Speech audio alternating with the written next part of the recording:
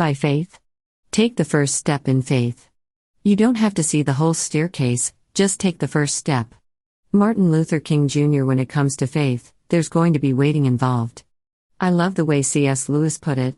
I am sure that God keeps no one waiting unless he sees that it is good for him to wait. We can trust God to do what's best for us at the right time. Even when we're forced to wait, God often reinforces his promises to us and reminds us of his presence. It might be through his word, by a whisper, through a person, or simply through our believing by faith that he is with us. If you want to strengthen your faith, I know of no better place to look than the book of Hebrews. There, in chapter 11, we find the Faith Hall of Fame, a list of so many people who struggled, waited, lived by faith, and saw God's promises fulfilled.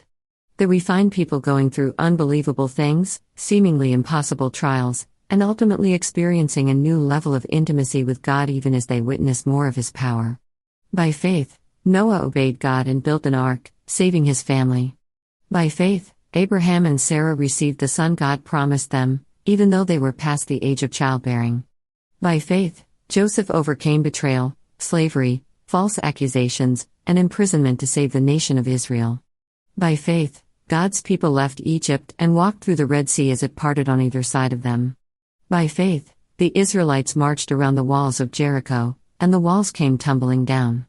These weren't perfect people, far from it, in fact. They all had their struggles and doubts, their mistakes and infidelities, their flaws and their weaknesses, but they persevered in their faith and waited on God again and again. By faith, you will get through this. Think about it. If you had everything figured out, you wouldn't need faith. You could live simply by your understanding, by your logic, but not by faith. But when you don't understand something, that gives you the unique opportunity to deepen your faith. Oswald Chambers said, "Faith is deliberate confidence in the character of God whose ways you may not understand at the time." Pray, God, will you grow my faith way beyond my own need to figure everything out? This vision is for a future time. It describes the end and it will be fulfilled. If it seems slow in coming, wait patiently, for it will surely take place. It will not be delayed. Faith is the confidence that what we hope for will actually happen. It gives us assurance about things we cannot see. Through their faith, the people in days of old earned a good reputation. By faith, we understand that the entire universe was formed at God's command, that what we now see did not come from anything that can be seen.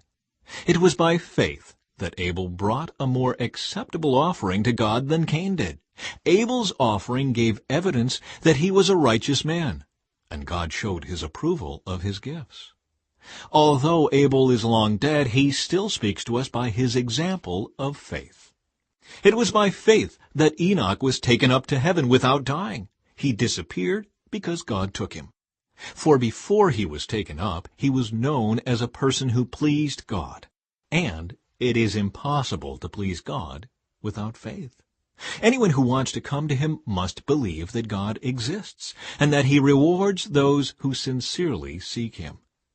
It was by faith that Noah built a large boat to save his family from the flood. He obeyed God, who warned him about things that had never happened before. By his faith, Noah condemned the rest of the world, and he received the righteousness that comes by faith. It was by faith that Abraham obeyed when God called him to leave home and go to another land that God would give him as his inheritance. He went without knowing where he was going. And even when he reached the land God promised him, he lived there by faith, for he was like a foreigner, living in tents. And so did Isaac and Jacob, who inherited the same promise. Abraham was confidently looking forward to a city with eternal foundations, a city designed and built by God. It was by faith that even Sarah was able to have a child, though she was barren and was too old. She believed that God would keep his promise, and so a whole nation came from this one man who was as good as dead, a nation with so many people that, like the stars in the sky and the sand on the seashore, there is no way to count them. All these people died still believing what God had promised them. They did not receive what was promised, but they saw it all from a distance and welcomed it. They agreed that they were foreigners and nomads here on earth. Obviously, people who say such things are looking forward to a country they can call their own. If they had longed for the country they came from, they could have gone back. But they were looking for a better place, a heavenly homeland. That is why God is not ashamed to be called their God, for he has prepared a city for them. It was by faith that Abraham offered Isaac as a sacrifice when God was testing him. Abraham, who had received God's promises, was ready to sacrifice his only son Isaac, even though God had told him, "Isaac is the son through whom your descendants will be counted." Abraham reasoned that if Isaac died, God was able to bring him back to life again, and in a sense, Abraham did receive his son back from the dead. It was by faith that Isaac promised blessings for the future to his sons, Jacob and Esau. It was by faith that Jacob, when he was old and dying, blessed each of Joseph's sons and bowed in worship as he leaned on his staff. It was by faith that Joseph, when he was about to die, said confidently that the people of Israel would leave Egypt. He even commanded them to take his bones with them when they left. It was by faith that Moses' parents hid him for 3 months when he was born. They saw that God had given them an unusual child, and they were not afraid to disobey the king's command. It was by faith that Moses, when he grew up, refused to be called the son of Pharaoh's daughter. He chose to share the oppression of God's people instead of enjoying the fleeting pleasures of sin. He thought it was better to suffer for the sake of Christ than to own the treasures of Egypt, for he was looking ahead to his great reward. It was by faith that Moses left the land of Egypt, not fearing the king's anger. He kept right on going because he kept his eyes on the one who is invisible.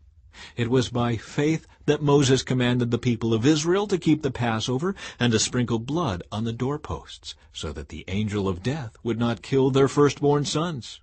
It was by faith that the people of Israel went right through the Red Sea, as though they were on dry ground. But when the Egyptians tried to follow, they were all drowned. It was by faith that the people of Israel marched around Jericho for 7 days, and the walls came crashing down. It was by faith that Rahab the prostitute was not destroyed with the people in her city who refused to obey God, for she had given a friendly welcome to the spies. How much more do I need to say? It would take too long to recount the stories of the faith of Gideon, Barak, Samson, Jephthah, David, Samuel, and all the prophets. By faith, these people overthrew kingdoms, ruled with justice, and received what God had promised them. They shut the mouths of lions, quenched the flames of fire, and escaped death by the edge of the sword. Their weakness was turned to strength. They became strong in battle and put whole armies to flight. Women received their loved ones back again from death. But others were tortured, refusing to turn from God in order to be set free. They placed their hope in a better life after the resurrection. Some were jeered at, and their backs were cut open with whips. Others were chained in prisons. Some died by stoning. Some were sawed in half, and others were killed with the sword. Some went about wearing skins of sheep and goats, destitute and oppressed and mistreated. They were too good for this world, wandering over deserts and mountains, hiding in caves and holes in the ground. All these people earned a good reputation because of their faith, yet none of them received all that God had promised. For God had something better in mind for us, so that they would not reach perfection without us.